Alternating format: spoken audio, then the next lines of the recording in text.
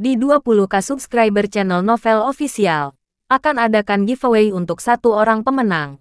Syaratnya kalian harus subscriber, komen, like, share, supaya kalian bisa terpilih untuk jadi pemenang giveaway. Semoga beruntung bosku. Selamat datang di channel Novel Official. Sebelum kalian mendengarkan novel Pesona Pujaan Hati, jangan lupa like, share, and subscribe. Kalau tidak ku sentil jantung kalian. Hehehehe. Tanpa lama-lama lagi langsung saja kita masuk di alur cerita novelnya. Bab 7311 sampai bab 7320. Setelah menuntaskan setiap baris surat itu, hati Charlie remuk, ditimpa gelombang rasa sakit yang menusuk hingga ke ulu jiwa. Saat ini, ia merasakan penyesalan yang begitu perih karena sejak awal ia telah menyembunyikan identitasnya dari Claire. Sebuah kisah tunggal yang tanpa disadari telah melahirkan 1000 kisah lain. Masing-masing dibangun di atas fondasi pasir dari dusta sebelumnya. Alih-alih jujur, ia malah terus menebak kebenaran. Kondisi ini tetap seperti sebuah program komputer yang dilahirkan dengan bug. Bukannya memperbaiki inti masalah, pemrogram justru menumpuk kode-kode tambahan. Berusaha mengakali sistem agar program itu nyaris tidak bisa berjalan.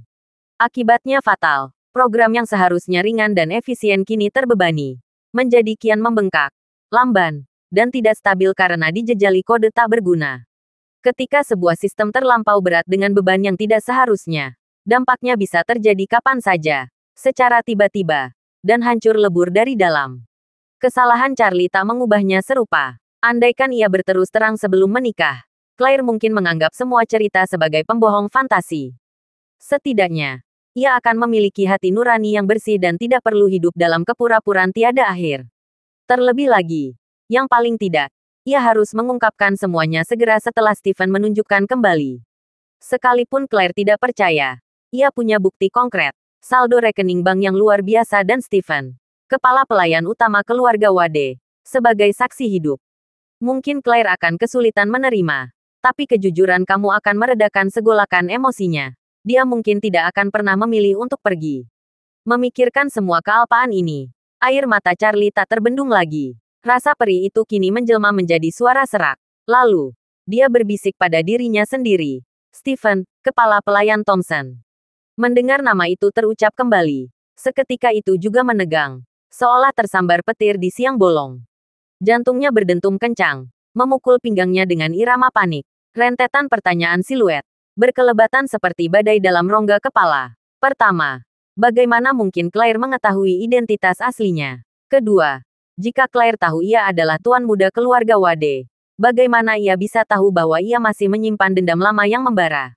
Ketiga, seseorang yang sangat mengenalnya pasti telah membocorkan semua ini kepada Claire. Siapa orang itu? Mungkinkah Stephen? Dan masih ada lagi, siapa yang berada di balik layar? Secara diam-diam mendorong Claire untuk menyusun rencana kepergiannya ini. Mengapa Stephen, yang menghilang tanpa jejak selama bertahun-tahun, tiba-tiba muncul di Australia? Mengapa kabar tentang serangan pada Stephen di Australia, secara kebetulan, justru sampai dia melalui Claire? Mengapa Claire langsung pergi begitu sampai di Australia? Pertanyaan-pertanyaan ini memahami kesadarannya bagai air bah. Imajinasi menyapu sekaligus menghabiskan keraguan yang tersisa. Lapisan lumpur ketidakjelasan yang menyelamatkan jantung, kini tersibak oleh banjir mental ini, mengungkap kebenaran yang pahit.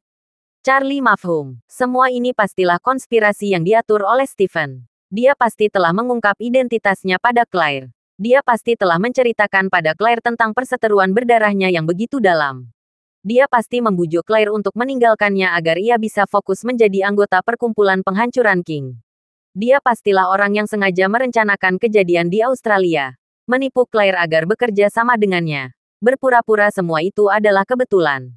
Dia pastilah juga orang yang, setelah mendarat di Australia, langsung mengatur keberangkatan Claire dan kedua mertuanya dari Aurus Hill, bahkan meninggalkan Tiongkok. Charlie tak bisa menerima. Sebuah geraman tertahan lepas dari tenggorokannya. Stephen, kepala pelayan Thompson, kenapa? Selama ini, aku menghormati seperti ayah, dan kamu mencintaiku seperti anak.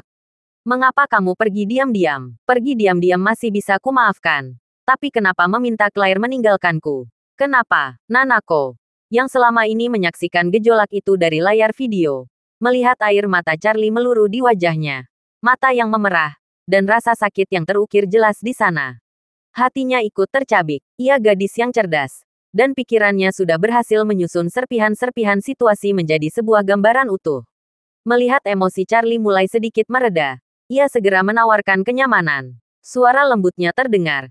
Jangan marah, Charlie Kun. Kepala pelayan Thompson melakukan ini demi kebaikan kamu sendiri. Demi kebaikanku sendiri. Charlie secara mendasar menyergah memisahkan aku dari istriku demi kebaikanku. Logika macam apa itu? Nanako berujar perlahan. Melembutkan intonasi. Tapi Charlie Kun, kamu sedang berhadapan dengan raksasa yang usianya berabad-abad.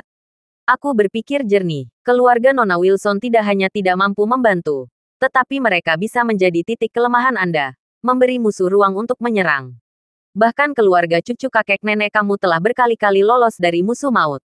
Jika musuh mengetahui keberadaan Nona Wilson dan keluarganya, bagaimana kamu bisa menjamin perlindungan mereka? Pada titik ini, Nanako menyuarakan pemikirannya dengan nada yang lebih pedih. Dan, Charlie Kun, tidakkah kamu merasa bahwa keberadaan keluarga kamu telah lama memengaruhi Anda? Kamu jarang sekali mendapatkan waktu untuk benar-benar berlatih dalam keheningan. Ketika ada urusan yang mendesak, kamu hanya bisa mencari alasan konsultasi Feng Shui sesekali. Sejujurnya, dengan kondisi seperti ini, akan sulit bagi Charlie Kun untuk menandingi perkumpulan penghancuran King dalam jangka waktu singkat. Charlie mengingatnya. Kata-kata Nanako mendarat tepat di belakang kesadarannya. Ia bukan orang bodoh, apalagi sosok yang impulsif. Ia tahu, setiap kalimat Nanako adalah kebenaran. Jika perkumpulan penghancuran King mengetahui identitas dan keberadaannya, Claire dan kedua orang tuanya akan menjadi target prioritas, tepat setelah dirinya sendiri. Ia juga tahu bahwa situasi unik pernikahannya telah lama menjadi penghalang bagi kemajuan pesatnya. Baik cincin pemberian Vera atau jejak tangan misterius di Aurora Nordic, keduanya tetap menjadi misteri yang belum terpecahkan, karena ia tak pernah punya kesempatan untuk sepenuhnya mengasingkan diri dan berlatih. Logika itu ia pahami. Namun sakitnya perpisahan adalah hal yang nyata. Claire adalah istrinya selama 6 tahun. Meskipun 6 tahun itu berlalu tanpa status sesungguhnya, mereka baru saja, di malam ulang tahunnya, Claire telah menyerahkan segalanya.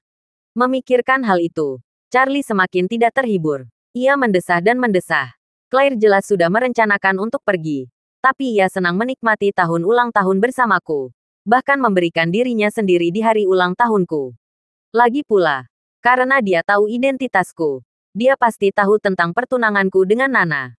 Namun, meskipun begitu, dia menemaniku ke East Cliff untuk menonton konser terakhir Nana. Dan aku bahkan sempat berkenalan identitas asliku secara langsung. Charlie merasakan beban utang yang terlampau besar kepada Claire. Saat itu, hanya ada satu tekad yang membara. Menemukan Claire, mengakui segalanya, dan berbagi semua rahasianya. Jika Claire bersedia menerima apa adanya, mereka bisa kembali bersama. Jika Claire tidak bisa memaafkannya dan menolak untuk kembali, ia ingin mendengar jawaban itu langsung dari rekomendasi. Tapi, bagaimana dia bisa menemukan Claire? Ia segera menyeka air mata, mendongak, dan berkata kepada Nanako, "Nanako, tolong segera hubungi Rosalie." Keluarga Harker telah mengabdi pada keluarga Schultz selama bertahun-tahun dan memiliki pengalaman yang mumpuni.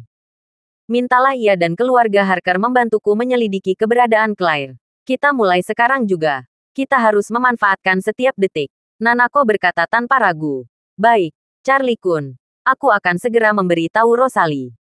Ada hal lain yang bisa kulakukan. Tanpa menunggu balasan Charlie, ia segera menambahkan. Bagaimana jika kita mengirim beberapa ninja dari Jepang? Mereka mungkin tidak kuat dalam pertarungan terbuka, tapi kemampuan pelacakan mereka sungguh luar biasa. Kehadiran mereka di sana pasti akan sangat membantu. Sejak Perang Tokyo, keluarga Ito telah menyatukan mayoritas klan ninja Jepang. Para ninja ini telah bersumpah setia kepada keluarga Ito dan siaga penuh. Charlie pernah bermimpi dengan ninja. Seperti kata Nanako, meskipun mereka tidak terlalu mahir dalam pertempuran langsung, mereka memiliki kemampuan siklus balik, dan penyembunyian yang unggul. Prajurit biasa mungkin lebih kuat, tetapi jika seorang ninja bertekad untuk bersembunyi, bahkan prajurit yang jauh lebih kuat pun mungkin tidak dapat menemukan mereka. Hanya seorang yang memiliki pengalaman seperti dirinya, yang dapat menggunakan persepsi spiritual, yang bisa mengalahkan mereka dalam persembunyian. Karena Stephen telah merencanakan ini dengan cermat, rute pelarian Claire pasti rumit dan membingungkan. dan ninja mungkin menjadi kuncinya. Jadi, ia mengucapkan terima kasih. Terima kasih, Nanako. Tolong atur ninja Jepang itu. Tapi kamu merekam mereka agar tidak menimbulkan masalah atau kekacauan lain setelah tiba di Tiongkok. Fokuskan seluruh perhatian mereka hanya untuk menemukan Claire. Tidak masalah. Charlie Kun, sahut Nanako cepat. Kamu tidak perlu sungkan padaku. Bukan hanya para ninja, seluruh keluarga itu, dari atas sampai bawah, akan patuh pada perintah kamu hanya dengan satu kata. Charlie tersentuh. Namun ia tak lagi membuang waktu untuk berterima kasih. Sebaliknya, ia berkata dengan nada serius, Nanako, karena Claire meninggalkan surat di rumah, yang membuktikan kedatangannya dimulai dari sana, minta keluarga Harker segera memulai penyelidikan. Saat para ninjamu tiba, suruh mereka menemui Rosalie dan untuk sementara waktu mengikuti perintah Rosalie. Charlie sudah lama mengetahui kemampuan Rosalie. Di usianya yang masih muda, ia mampu memimpin sekelompok ahli keluarga Schultz di seluruh Jepang dan menghabisi klan Matsumoto. Jika saja Rosalie tidak bertemu dengannya, ia pasti bisa mengungsi dengan mulus dan menyelesaikan misi itu dengan sempurna. Meminta Rosalie memimpin operasi ini sama sekali tidak menimbulkan keraguan. Nanako tentu saja setuju dan langsung berkata, tidak masalah, Charlie Kun. Aku akan menyuruh mereka bersiap sekarang dan tiba di Tiongkok sebelum gelap. Charlie berkata, terima kasih atas kerja keras Anda, Nanako. Nanako bertanya, kapan kamu berencana kembali? Charlie menjawab, aku ingin kembali secepatnya. Tetapi Tuan Thompson terakhir kali terlihat di Australia.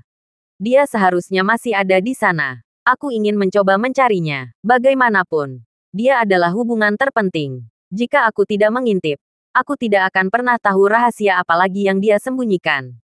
Ketika Nanako mendengar Charlie mengatakan ingin tinggal di Australia, dia segera bertanya, Tuan Charlie, jika Anda ingin menemukan Nona Wilson secepat mungkin, bukankah seharusnya Anda segera kembali ke Tiongkok?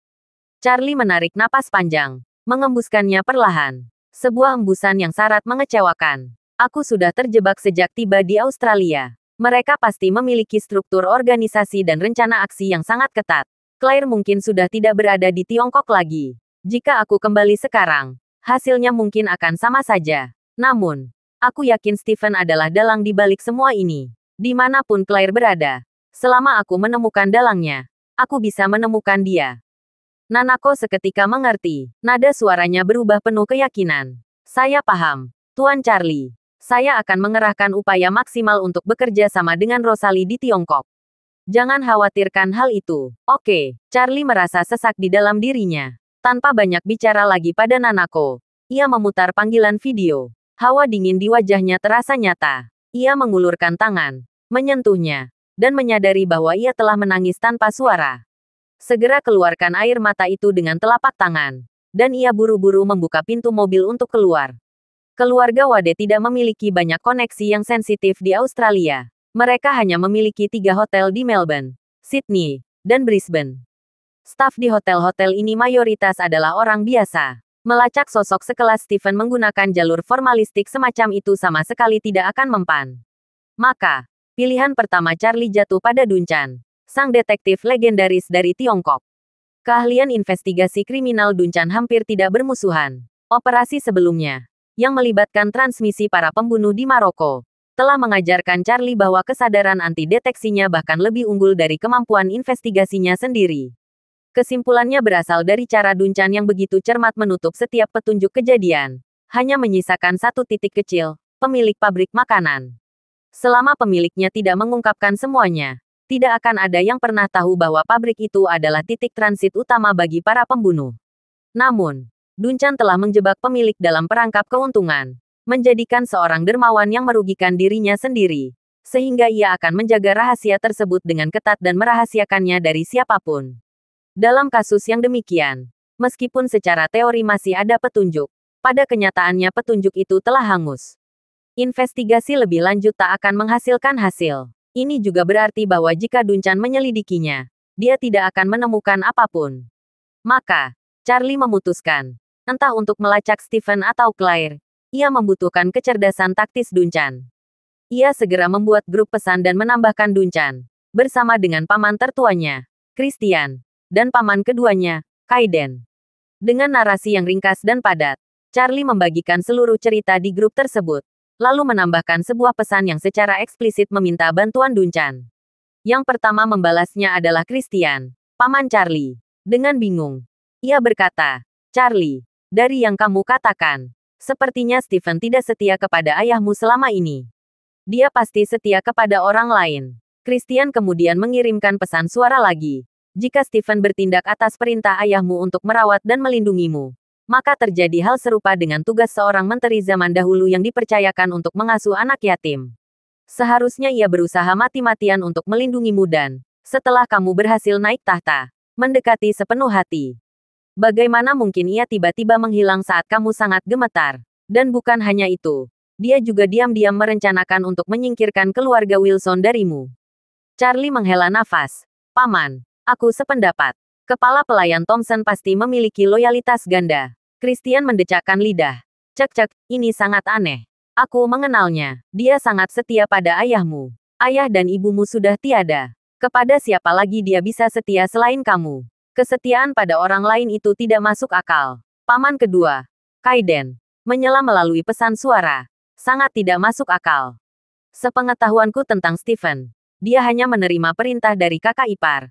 Dan yang paling banyak, kakak perempuan tertua. Sekarang kakak perempuan tertua dan kakak ipar sudah tiada. Dia seharusnya menerima perintah dari Charlie. Bagaimana mungkin dia melakukan semua ini di belakang Charlie? Bahkan Christian dan Kaiden, yang paling akrab dengan Ashley, tidak berani mempertimbangkan kemungkinan bahwa Ashley masih hidup. Bahkan Duncan, yang sepanjang hidupnya bergelut memecahkan misteri, tidak menduga Ashley mungkin masih hidup ketika melihat berita mengejutkan ini. Setelah menganalisis situasi secara singkat, ia menyuarakan spekulasinya. "Saya bertanya-tanya, mungkinkah Curtis sudah tahu bahwa perkumpulan penghancuran King menginginkan dirinya mati, sehingga ia sudah membuat semua pengaturan ini ketika ia mengatur urusannya dengan Stephen?" Christian berkata, "Li Tua, apa yang kamu katakan tidak masuk akal. Meskipun Curtis memang mengatur penerimaan Charlie ke panti asuhan, mustahil dia untuk menikahkan Charlie dengan gadis keluarga Wilson. Jadi bagaimana mungkin dia mengatur agar Stephen membawa pergi istri Charlie tanpa sepengetahuan Charlie?" Duncan menjelaskan, "Kurasa sangat mungkin ia tidak begitu saja menjadikan Stephen sebagai menteri kepercayaan Tuan Muda Wade, melainkan memberikan kekuatan tertentu, yang memungkinkannya untuk diam-diam membentuk suatu waktu. Lagi pula, ini adalah usaha yang terencana dengan sangat baik dan terkoordinasi dengan ketat sehingga tidak mungkin diselesaikan hanya oleh beberapa orang. Meskipun filosofi inti tim ini masih berpusat pada membantu Tuan Muda Wade, tindakan spesifiknya dilakukan sesuai dengan keinginan subjektif Stephen. Jika Stephen merasa bahwa gadis keluarga Wilson dan orang tuanya yang tinggal bersama Tuan Muda Wade akan menghalangi rencana balas dendamnya, maka masuk akal jika ia akan mencoba segala cara untuk menjauhkan keluarga Wilson darinya." Christian dan Kaiden sama-sama mengirimkan emoji jempol sebagai tanda persetujuan. Christian berkata, "Saya pikir analisis Patu Ali paling mendekati kenyataan." Kaiden berkata, "Saya juga mendukung analisis Inspektur Lee." Charlie pun merasa analisis bahwa Duncan terasa paling tepat. Ayahnya memiliki visi yang jauh dengan meninggalkan Stephen untuk melindunginya selama 2 dekade. Dan tidak mungkin ia tidak diberikan otonomi untuk bertindak. Oleh karena itu, kemungkinan besar Stephen telah membentuk sebuah tim rahasia yang mematuhi perintahnya selama bertahun-tahun. Ia merahasiakan keberadaan tim ini dari siapapun kecuali dirinya sendiri dan anggota tim, meskipun dirinya sendiri tidak menyadarinya. Ia kemudian berkata, "Inspektur Lee, Tuan Thompson telah menghilang di Australia. Tetapi saya menduga dia belum pergi. Saya ingin Anda segera mendokumentasikan model AI untuk mencari keberadaan Tuan Thompson di sistem jaringan darat. Saya ingin melihat apakah kita dapat melacak pergerakannya selama periode ini. Berkat investasi yang besar, sistem jaringan darat Charlie telah tersebar di bandara-bandara besar, dermaga, dan stasiun kereta api di seluruh dunia. Penjual mesin otomatis di berbagai negara telah diakuisisi oleh perusahaan cangkang keluarga Wade di seluruh dunia. Data pengawasan mesin penjual otomatis diunggah ke server perusahaan pengelola mesin penjual otomatis secara real-time, dicadangkan di sana, dan disinkronkan dengan model AI. Setiap hari, model AI menerima data pengawasan dari ratusan juta perjalanan di seluruh dunia. Model ini secara otomatis merekam wajah-wajah yang ditangkap oleh mesin penjual otomatis dan kemudian secara otomatis mengkategorikan ratusan juta orang berdasarkan fitur wajah mereka. Meskipun tidak mengetahui nama depan atau belakang seseorang, Sistem ini mengingat penampilan setiap orang yang ditemuinya dan mengubah fitur wajah mereka menjadi data. Setiap fitur wajah memiliki dasar datanya sendiri. Setiap kali kamera lain menangkap fitur wajah tersebut dan datanya cocok, informasi selanjutnya yang ditangkap juga dipotong ke dalam basis data fitur wajah tersebut. Dengan cara ini, pergerakan seseorang dapat dipahami secara komprehensif. Misalnya, sistem pertama kali menangkap Zhang San di Bandara Aorus Hill. Setelah mengenali Zhang San, sistem akan menangkap kemunculan Zhang San selanjutnya di bandara-bandara di Beijing, Tokyo, New York, London, Paris, dan bahkan Afghanistan, lalu secara otomatis menggabungkan data tersebut. Dengan demikian, rute perjalanan Zhang San akan terpetakan. Pengumpulan, penyimpanan, dan penyimpanan dalam jumlah besar dari miliaran orang di seluruh dunia akan membutuhkan daya komputasi dan ruang penyimpanan informasi yang luar biasa besar. Untungnya, model AI Charlie memiliki daya komputasi terkuat di dunia, yang memungkinkannya mengumpulkan, menyimpan, dan menggunakan data sesuka hati. Model AI menyimpan informasi ratusan juta penumpang, tetapi banyak informasi yang mungkin tersimpan begitu saja dan tidak pernah diakses. Namun, jika diperlukan, petunjuk pasti akan ditemukan. Kecuali, tentu saja, jika orang tersebut tidak pernah menggunakan transportasi umum. Yang mengejutkan Charlie adalah model AI tersebut bahkan tidak menemukan informasi apapun tentang Stephen. Charlie yakin bahwa semua bandara Australia telah dilengkapi dengan mesin penjual otomatis miliknya. Ini berarti Stephen benar-benar tidak pernah menggunakan fasilitas transportasi umum. Charlie merasakan panik yang dingin. Ia tidak menduga Stephen memiliki kemampuan anti pelacakan yang tak terduga. Bukan hanya dia tidak meninggalkan catatan identitas asli saat memasuki Australia, dia bahkan berhasil menghindari rekaman video. Ia sendiri pernah bepergian ke negara lain menggunakan identitas palsu. Tetapi dalam sebagian besar kasus, ia harus terbang melewati bea cukai. Selama seseorang naik pesawat dan meninggalkan terminal, mustahil untuk tidak meninggalkan rekaman video. Apalagi, beberapa mesin penjual otomatis telah ditempatkan secara strategis di dekat pos pemeriksaan bea cukai dan keamanan bandara. Setiap orang yang memasuki area ini harus melepas topi dan masker, dan informasi wajah mereka tak terhindarkan terekam. Fakta bahwa model AI tidak memuat informasi Stephen membuktikan bahwa ia jelas tidak pernah melewati terminal bandara. Duncan seketika merasakan rumitnya situasi ini. Ia bertanya kepada Charlie, "Tuan Muda Wade, apakah Nyonya Wade baru-baru ini pergi ke luar negeri?" "Baru-baru ini," Charlie menjawab. "Terakhir kali kami pergi ke luar negeri adalah ketika kami pergi ke Maladewa bersama-sama saat festival musim semi." Duncan lalu bertanya, "Apakah kalian berpisah saat berada di Maladewa? Atau, lebih tepatnya, mungkinkah Stephen diam-diam bertemu dengan Nyonya Wade di Maladewa?" "Tidak mungkin," kata Charlie tegas.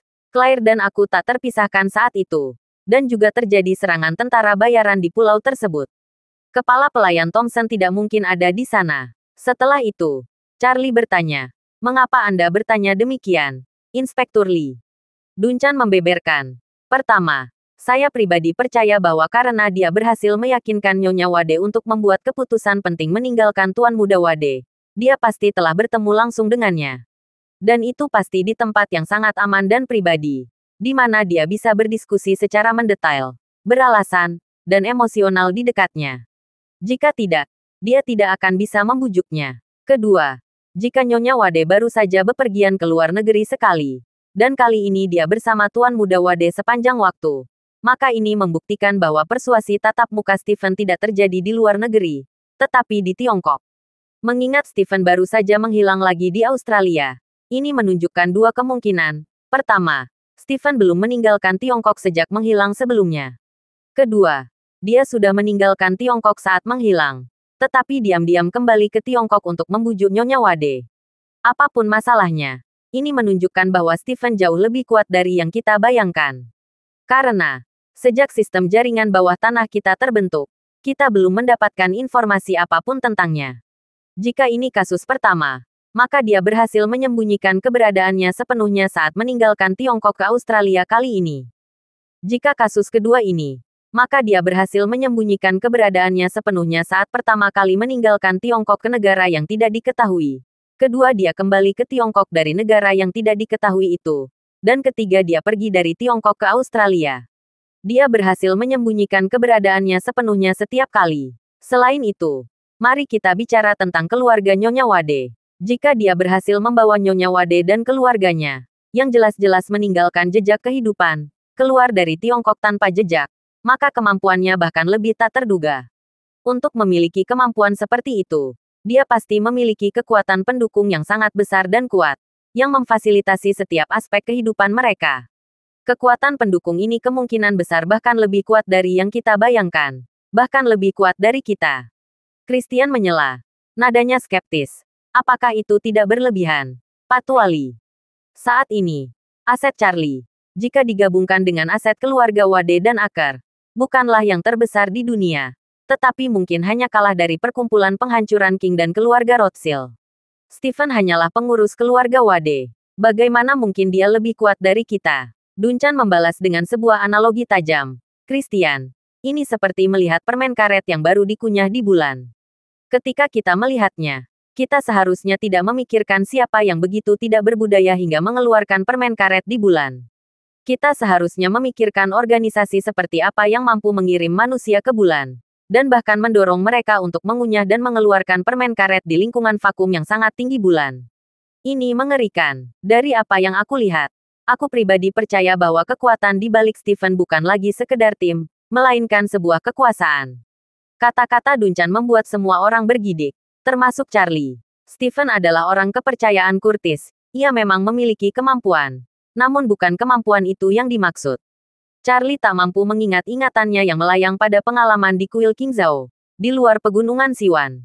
Tampaknya benar-benar ada sosok raksasa yang bersembunyi di balik bayang-bayang, seperti dirinya sendiri, yang melawan perkumpulan penghancuran King. Namun, ia sama sekali tidak dapat membayangkan dari mana asal-usul raksasa itu. Satu-satunya hal yang membuatnya sedikit lega adalah kenyataan bahwa organisasi tersebut bukanlah musuh. Meskipun demikian, meski bukan lawan, campur tangan paksa dalam kehidupan pribadinya membuat Charlie merasa sangat geram. Duncan lalu menambahkan, ngomong-ngomong, Tuan Muda Wade, saya sarankan kita memeriksa data mengenai istri serta keluarga Anda melalui sistem jaringan bawah tanah, untuk memastikan apakah mereka menggunakan transportasi umum. Charlie menarik napas dalam, lalu berkata, sepertinya itu tidak perlu. Rencana Stephen sangat matang, dia tidak akan ceroboh dalam urusan sederhana seperti ini. Namun Duncan menimpali, dalam menyelidiki kriminal, terkadang kita menemukan petunjuk yang jelas-jelas tidak mungkin. Tetapi sesuai aturan profesional, kita wajib menelusurinya hingga tuntas, dan memastikan bahwa petunjuk itu benar-benar mustahil sebelum berani mengabaikannya. Charlie paham bahwa kerja polisi selalu ketat dan penuh standar. Mereka tidak bisa hanya mengandalkan logika lalu menyingkirkan jejak yang dianggap remeh.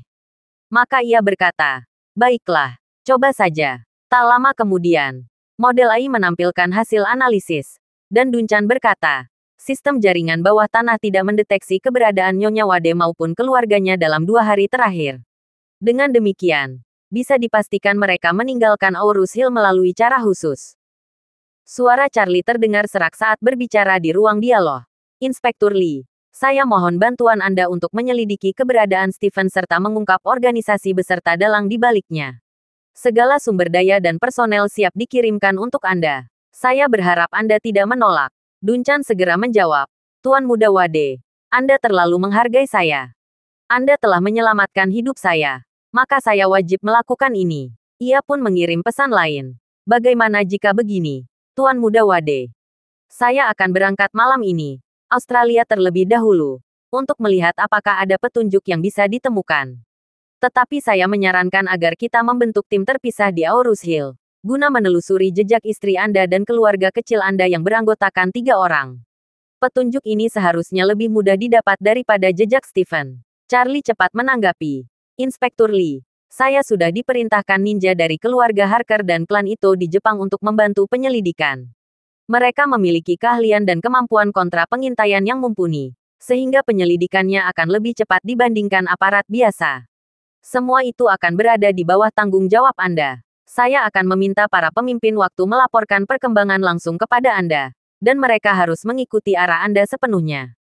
Bagus sekali, ucap Duncan. Karena Nyonya Wade tidak menggunakan transportasi umum, mari kita mulai dengan menelusuri rekaman kamera pengawas di kompleks perumahan Anda. Jika ia berjalan kaki, Telusuri transportasi apa yang kemudian digunakannya dan kemana tujuannya. Jika ia menumpang moda transportasi lain, periksa sampai ke titik akhirnya. Ikuti terus hingga jejak itu benar-benar hilang. Oke, jawab Charlie. Aku akan segera memberitahu mereka. Dunchan berkata. Lebih baik buat chat grup. Saya bisa berkomunikasi langsung dengan mereka. Sehingga kamu tidak perlu repot menyampaikan pesan lagi. Tidak masalah, sahut Charlie. Aku akan meminta kakek menyiapkan pesawat pribadi untuk menerbangkanmu ke Australia segera setelah kamu siap. Saat ini, di kawasan mewah Houston, Amerika Serikat, keluarga Dunchan baru saja usai menikmati makan malam di rumah baru mereka. Rumah yang mereka beli dengan harga lebih dari $1 juta. Perut putrinya, Joy, telah membesar, hari pengirimannya kian dekat. Seusai makan malam, ia merasa lelah dan kembali ke kamar untuk beristirahat, ditemani suaminya, Sane. Sementara itu, istri Dunchan, Josie, masih mengenakan celemek dan tengah membereskan piring-piring. Dunchan sendiri baru saja menutup percakapan grup dengan Charlie dan kedua pamannya di halaman. Lalu masuk ke dalam rumah. Seraya berkata kepada istrinya, Josie, aku harus berangkat ke Australia sekarang juga. Pergi ke Australia, sebegitu mendesaknya. Josie tampak terperanjat. Hari pengiriman Joy sudah sangat dekat. Ada masalah apa? Mengapa harus pergi sekarang? Jangan sampai keberangkatanmu membuatmu kehilangan momen menyambut cucu. Kehamilan Joy telah memastikan bayi laki-laki. Dan hari kelahirannya sudah di depan mata. Sane, sang menantu, dengan lapang dada menerima usulan dari keluarga Aker, bahwa anak itu kelak akan memakai nama keluarga ibunya, Li. Menurut nilai tradisional Tiongkok, jika seorang cucu laki-laki mengikuti marga dari garis ibu, maka secara turun-temurun ia bukan lagi cucu sejati, melainkan hanya cucu perempuan yang diberi status laki-laki. Keluarga Li sendiri hanya memiliki satu garis keturunan yang sampai pada generasi Dunchan. Saat Joy lahir, Dunchan sudah siap menerima teguran keras dari arwah leluhurnya kelak. Namun, tak disangka, keluarga Aker justru membantu membalik keadaan. Anak laki-laki maupun cucu sama-sama mewarisi setengah darah keluarga mereka. Bedanya hanya terletak pada marga yang mereka bawa. Dalam budaya Tiongkok, nama keluarga bukan sekadar satu huruf, melainkan sebuah warisan leluhur. Sekalipun seorang putri menikah dengan pria bermarga sama, garis keturunannya tetap berbeda. Misalnya, keluarga bermarga Li bisa memiliki pola nama generasi seperti Yu Yan Tan Feng Lian, Cheng Zhen Tian Yin Han, Dai Yu Zi Junsu, Mao Ken Pei Ming Yuan. Sedangkan keluarga Li lain mungkin memiliki nama generasi, Wei Zhengbo Xianze, Jian Su Yao Hua Guang, Xiang Yun Zhao Jin Xiu, Ming Yue King Guo Liang. Meski anak itu akan menyandang marga Li, hanya bila ia mengikuti pola nama leluhur yang diwariskan, ia benar-benar dianggap melanjutkan garis darah keluarga. Jika tidak ada lagi yang melanjutkan nama generasi, maka warisan leluhur pun terputus. Anak laki-laki dalam kandungan Joy telah ditetapkan bermarga Li. Dengan demikian, ia akan tercatat dalam silsilah keluarga Dunchan, mewarisi nama generasi, dan meneruskan garis keturunan. Oleh karena itu, sejak awal Dunchan sudah menganggap bayi ini sebagai cucu kandungnya sendiri. Dengan semakin dekatnya hari persalinan, tentu ia ingin menantikan kabar gembira. Tetapi karena Charlie tengah dalam bahaya dan membutuhkan bantuannya, ia tidak bisa menundanya. Maka ia berkata kepada istrinya, kali ini berkaitan dengan keluarga Paman Aker. Situasinya mendesak, dan mereka sangat membutuhkan bantuanku. Pikirkanlah, Paman Aker dan keluarganya sudah banyak membantu kita. Joy akan melahirkan sekitar 3 hari lagi. Jika dia terlambat, paling lama hanya seminggu. Tapi urusan ini tidak bisa menunggu hingga Joy melahirkan. Josie mengangguk, memahami. Ia lalu berkata, tapi sekarang sudah lewat jam 9 malam. Bagaimana kamu bisa mendapat penerbangan ke Australia? Dunchan tersenyum tipis. Kalau bukan karena mendesak, tentu pesawatnya tidak akan siap. Tapi kali ini sudah ada pesawat yang menunggu. Josie menatap khawatir. Kalau sebegitu gentingnya, bukankah itu berbahaya? Tidak, jawab Dunchan menenangkannya. Aku hanya akan membantu Paman Aker menyelidiki keberadaan seseorang. Ini bukan masalah besar, juga bukan hal berbahaya. Jadi jangan khawatir. Josie pun menarik napas lega. Lalu berkata, kalau begitu, berhati-hatilah. Perjalanan pulang akan memakan waktu 10 hari hingga setengah bulan. Saat kamu kembali, cucu kita mungkin sudah lahir. Kami akan menunggumu pulang dengan selamat. Baiklah, Dunchan tersenyum. Jika ada apa-apa dengan Joy, Segera bawa dia ke rumah sakit. Jangan lupa kabari aku segera jika ada perkembangan. Saat Dunchan terbang menuju Australia, sejumlah ninja Jepang pun serentak bergerak ke Tiongkok. Berkat kebijakan bebas visa baru yang diberlakukan oleh Tiongkok, ratusan ninja dapat melintasi wilayah tanpa hambatan batasan. Mereka naik pesawat charteran milik keluarga Ito dari berbagai bandara, hanya bermodal paspor, tanpa perlu menimbulkan formalitas yang berbelit. Sementara itu, Rosalie lebih dulu memulai penyelidikan bersama keluarga Harker. Ia meminjam beberapa personel keamanan keluarga Schultz milik saudara perempuannya, Sophie. Kepada tim itu ia memerintahkan satu perintah tegas, meretas sistem pengawasan dan pemantauan pinggir jalan di sekitar Villa Elite Thompson, lalu segera mengunduh seluruh rekaman CCTV 2 hari terakhir. Dari hasil analisis muncul petunjuk, ada rekaman yang menampilkan Claire dan keluarganya berangkat dengan sebuah kendaraan komersial. Namun yang membuat Rosalie terperangah, kamera pengawas tidak menangkap bagian dalam mobil itu. Jendela belakang dilapisi film privasi pekat sehingga pandangan tertutup rapat. Kaca depan, entah bagaimana, tampak seperti cermin ketika terekam, membuat penumpang di dalam tetap tersembunyi. Awalnya Rosalie tidak terlalu menolak hal tersebut. Tetapi saat ia menelusuri jejak mobil itu pada rekaman CCTV hingga ke jalan tol, kejanggalan demi kejanggalan mulai muncul. Kamera pengawas jalan raya rupanya tidak merekam secara kontinu. Rekaman terputus-putus. Dengan setiap segmen jaraknya setidaknya sekitar 1 kilometer.